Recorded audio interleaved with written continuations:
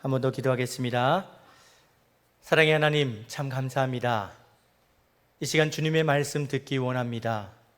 그 말씀의 놀라운 역사와 은혜를, 그 말씀의 깊이를 발견하고 또 알아가기 원합니다. 그리고 그 말씀을 알면 알수록 주님을 더욱더 뜨겁게 사랑하는 우리 모두가 되게 하여 주옵시고, 그 말씀을 순종하고 복종함으로 주님 앞에 구별된 삶의 예배를 드릴 수 있는 우리 성도들 되게 하여 주시옵소서. 이 시간 우리에게 집중력을 더하여 주옵시고 지혜와 명철을 주셔서 하나님께서 주시는 그 말씀 속에서 하나님을 발견하는 놀라운 복을 누리게 하여 주시옵소서. 존귀하신 예수님의 이름으로 기도합니다. 아멘. 우리 옆에 분과 함께 이렇게 인사 나누겠습니다. 30배, 60배, 100배의 결실을 맺읍시다.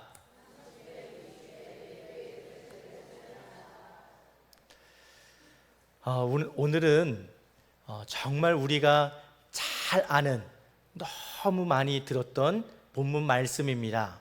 사실 설교자로서 이렇게 너무너무 익숙한 본문의 말씀을 함께 설교할 때, 여러분께 함께 설교를 할 때 정말 큰 부담을 느낍니다. 다 아는 내용인지라 벌써 시작도 전에 귀를 닫는 것은 아닌가, 그런 염려가 될 때가 있는데 집중하시겠죠? 예, 집중해 주십시오. 오늘 우리 부목사님이 유초등부 예배를 마치고 사무실로 들어오시면서, 목사님 오늘 막 이렇게 쫙 분위기가 다 가라앉아 있습니다. 비가 많이 와서 더욱더 그런 것 같습니다. 이럴 때일수록 말씀을 통해서 정말 우리 안에 솟아나는 기쁨과 하나님이 주시는 그 은혜를 발견하고 누릴 수 있는 저와 여러분 될 수 있기를 주님의 이름으로 축원합니다. 마태복음 13장은 예수님의 공생의 사역에 있어서 매우 중요한 신학적인 그런 전환점을 보여주고 있습니다. 앞서서 우리가 11장, 12장 말씀을 읽지는 않았지만 11장, 12장의 내용에서 어떤 내용들이 다뤄지고 있냐면, 유대 종교 지도자들과 백성들로부터 거센 배척을 받는 예수님의 모습을 기록하고 있습니다. 또 안식일에 논쟁이 일어납니다. 예수님께서 내가 안식일의 주인이다 라는 그 말씀에 대해서 신성모독을 했다, 자기가 하나님이다 하는도다 하면서 예수님을 죽이려 드는, 신성모독으로 죽이려 드는 그런 유대인들의 모습도 볼 수 있었습니다.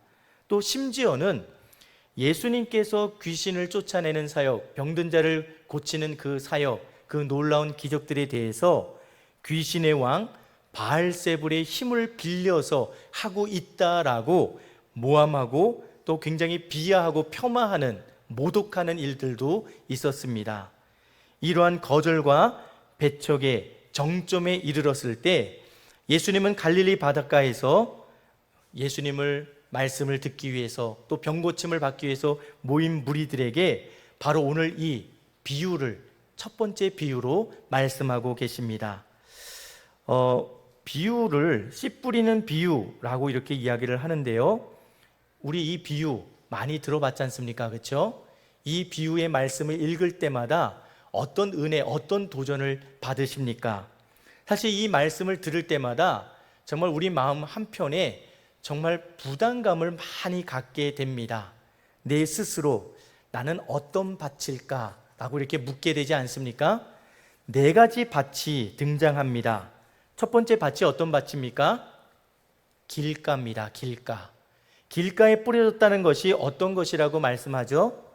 말씀을 듣고도 깨닫지 못하는 자를 가리켜서 길가에 뿌려졌다라고 표현하고 있습니다.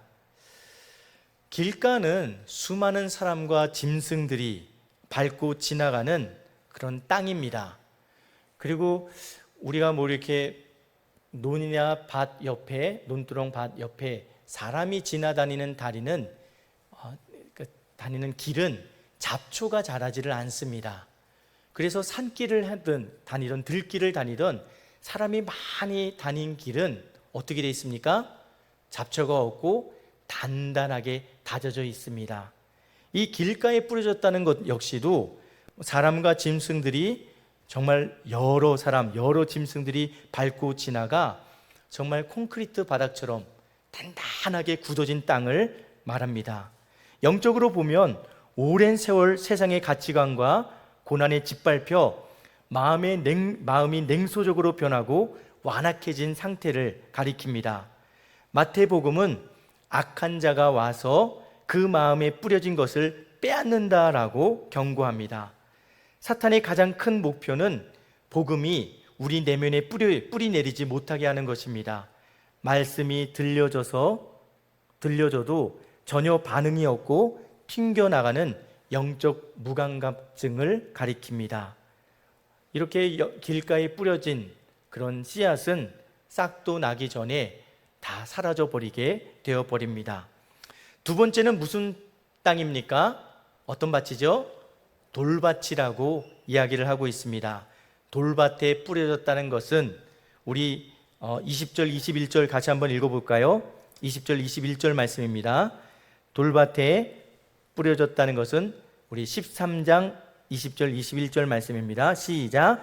돌밭에 뿌려졌다는 것은 말씀을 듣고 즉시 기쁨으로 받되 그 속에 뿌리가 없어 잠시 견디다가 말씀으로 말미암아 환난이나 박해가 일어날 때에는 곧 넘어지는 자요라고 말합니다. 팔레스타인 지역, 저쪽 이스라엘 지역의 땅을 보면 겉보기에는 흙이 덮여져 있어서 조금만 파고 들어가면 뭐 이렇게 농사를 지어도 잘 될 것처럼 보이지만 조금만 땅을 이렇게 파헤쳐 보면 이 석회 안반으로 그 땅이 되어 있는 것을 보게 됩니다. 그래서 농사를 지으려는 사람들이 그것을 고려하지 않고 그냥 겉에 흙만 그냥 살짝 파고 그냥 씨를 뿌리게 되면 그 씨가 뿌리를 제대로 내릴 수 있을까요? 처음에 뿌리가 나왔지만 그 석회 안반으로 인해서 더 이상 뿌리가 깊이 자리 잡지 못하고 결국은 그 새싹이 그 가지가 그 작물이 결국은 죽게 되는 것을 보게 됩니다. 감정적인 반응에 대해서 성경은 말합니다. 예배 시간에 눈물도 흘리고 또 뜨겁게 찬양도 합니다. 오늘 말씀이 참 좋다. 막 은혜가 받고 막 마음이 뜨거워집니다. 하지만 해가 돋아나는 순간, 예배당 밖으로 나가는 그 순간, 우리가 세상과 마주하는 그 순간에, 현실과 마주하는 순간에 어떤 일이 벌어집니까? 내가 그 순간 받았던 모든 은혜, 기쁘고 즐거웠던 모든 것들을 다 쏟아버리게 돼버립니다. 뿌리가 안반에 박혀 수분을 얻지 못하면 그 작물은 곧 말라 죽게 됩니다. 이것처럼 여기서 비유해 보면 그 뿌리가 나지만 돌밭에 뿌려졌던 그 씨앗에 뿌리가 나서 곧 자라지만 강력한 햇볕 아래 뿌리를 깊이 박지 못한, 돌밭이라서 뿌리 박지 못한 그 새싹은 땅 밑에 수분을 충분히 빨아들이지 못해서 결국은 말라 죽는다라고 말씀하고 있습니다. 여기서 강력한 해는 말씀으로 말미암는 환난이나 박해를 의미합니다. 신앙의 뿌리가 그리스도의 십자가에 깊이 내리지 않았을 때, 그러면 우리는 어떤 일이 벌어지냐면 내 외적으로 닥쳐오는 여러 가지 믿음의 박해와 핍박과 어려움들이 있을 때 우리는 내 환경이, 내 상황이 여의치 않은 것으로 인해서 그 믿음을 포기해버리는 일이 벌어지게 됩니다. 오히려 하나님을 원망하고 신앙의 자리에서 이탈하고 많은 것을 가리킵니다. 돌밭에 뿌려졌다라는 것은 이런 상태입니다. 세 번째, 어떤 밭을 얘기하나요? 제가 예측했습니다. 다 알고 있기 때문에 목사님 그 얘기 여기서 또 반복하시네요 라고 하면서 반응이 없습니다. 혹시 더우신가요? 후덥지근하신가요? 잠이 쏟아지시나요? 지루하신가요? 자, 세 번째 밭이 뭐였죠? 가시떨기, 뿌려졌다라고 합니다. 22절 말씀에 보면 이 가시떨기에 뿌려졌다는 것은 말씀을 들으나 세상의 염려와 재물의 유혹에 말씀이 막혀 결실하지 못하는 자를 가리킨다라고 말합니다. 가시떨기가 뭡니까? 오늘 성경 말씀에서 분명히 이야기를 합니다. 세상의 염려와 재물의 유혹이라고 말하고 있습니다. 우리가 믿음 생활을 해나가면서도 걱정과 근심, 염려가 닥쳐올 때, 또 물질의 문제에 있어서 우리가 수도 없이 넘어지기도 하고 흔들리기도 하고 그리고 쓰러지기도 했습니다. 그런 모든 것을 겪어본 사람들이 우리 아닙니까? 이 가시떨기에 뿌려졌다는 것은 세상의 염려와 재물의 유혹, 자녀들의 진로, 결혼의 문제, 취업의 문제, 점점 약해지는 내 육신의 건강 문제, 그리고 노후에 대한 불안감, 재정에 대한 압박, 이런 모든 세상적인 염려와 그런 현실적인 문제들이 내 신앙이, 내 믿음이 온전히 자라지 못하도록 압박을 한다는 것입니다. 이 성경 말씀에 보면 그 가시가 자라서 말씀의 기운을 막았다라는 표현을 쓰고 있는데, 이 막았다라는 이 표현, 이 헬라어 단어의 또 다른 의미는 목을 졸라 질식시키다라는 의미를 가지고 있습니다. 우리가 말씀을 듣고 또 예배를 드리고 또 여러 은혜의 자리, 기도의 자리에서 정말 성령 충만했다라고 그렇게 우리가 고백했지만, 교회 밖으로 나가서 현실적인 그 벽 앞에 다시 마주하게 되면 돈 문제, 사람 문제, 관계 문제, 여러 가지 자식의 문제로 인해서 누군가 내 목을 조르듯이 내 영적, 내 신앙의 문제를 목졸라 거의 숨통을 끊어 놓듯이 나를 그렇게 만들어 놓는다라는 것입니다. 그래서 우리는 결국 숨을 쉬고자, 거기서 벗어나고자 그 신앙, 그 믿음을 포기해 버릴 때가 있습니다. 그것이 가시떨기에 뿌려졌다라는 것입니다. 네 번째, 우리 모두가 사모하는 땅, 어떤 땅입니까? 옥토라고도 말하죠. 좋은 땅에 뿌려졌다라고 말합니다. 좋은 땅에 뿌려졌다는 것은 말씀을 듣고 깨닫는 자입니다. 여기서 깨닫다라는 것은 단순히 머리로 지식적으로만 알게 되었다라는 것이 아니라 말씀 앞에 나의 전 인격을 굴복시키고 그 말씀을 내 삶의 중심으로 영접하는 깊은 인격적 수용을 뜻합니다. 주님 뜻대로 내 모든 삶과 내 인생을 그 말씀에 내어 맡기는 것을 말합니다.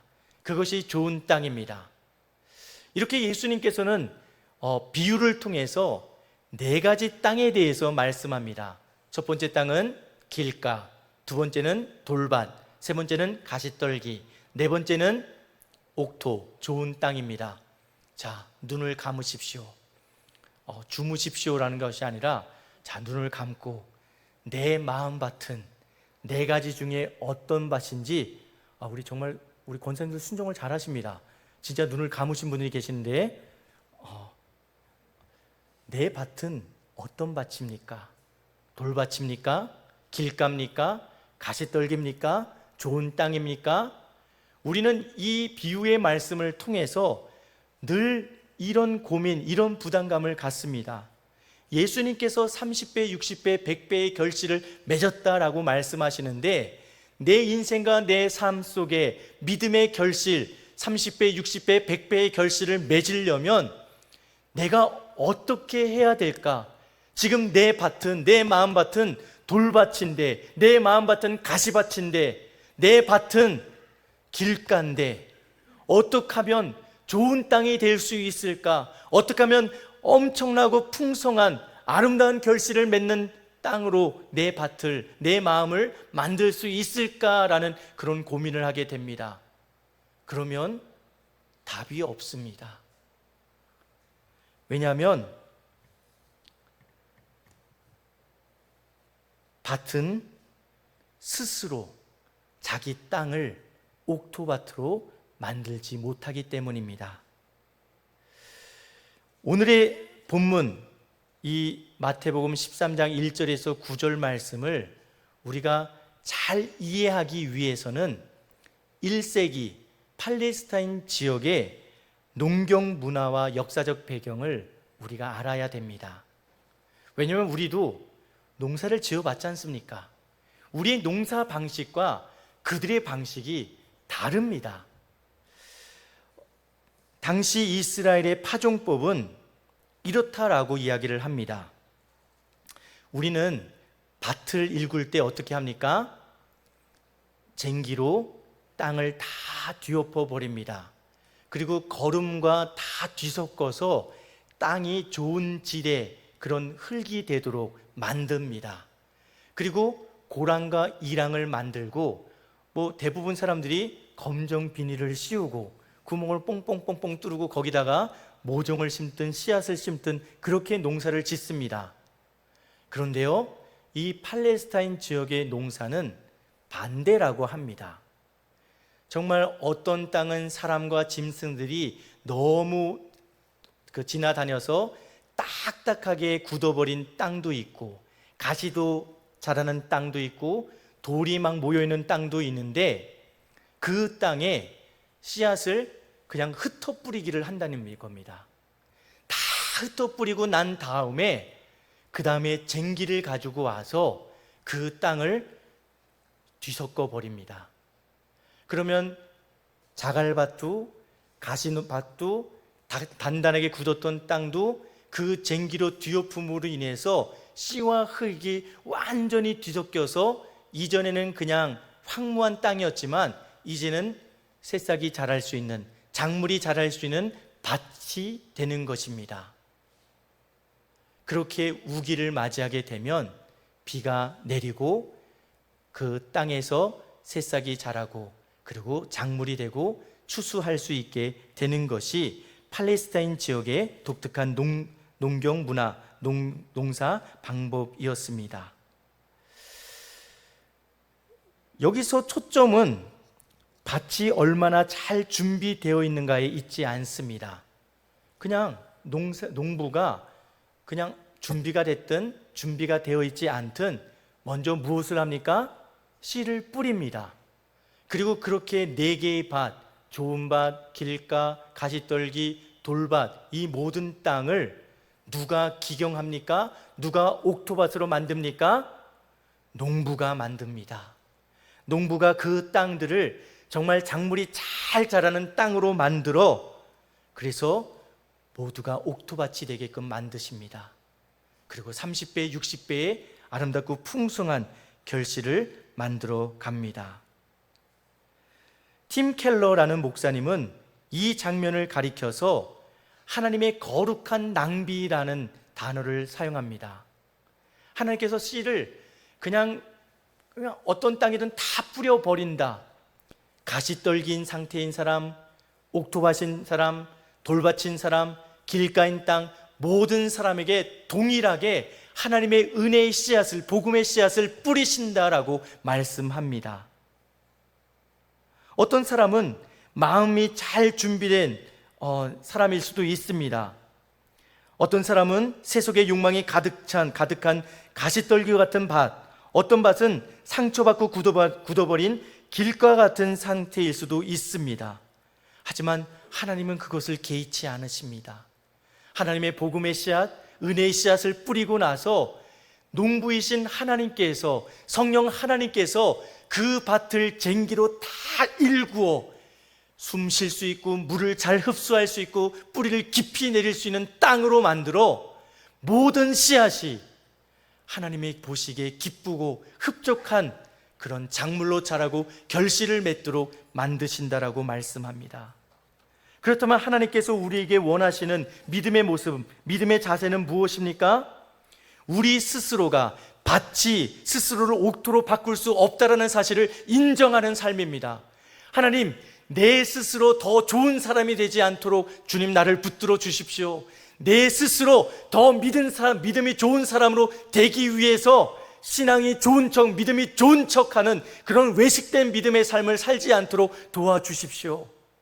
오히려 나를 기경하시고 나를 좋은 땅으로 바꿔가시는 하나님의 놀라운 은혜와 그 기경하는 그 손길 가운데 내 마음을 열고 주님 앞에 온전히 내 모든 것을 드릴 수 있는 그런 믿음을, 그러한 내려놓음의 신앙을 허락해 주십시오라고 고백하며 나아가야 될 것입니다.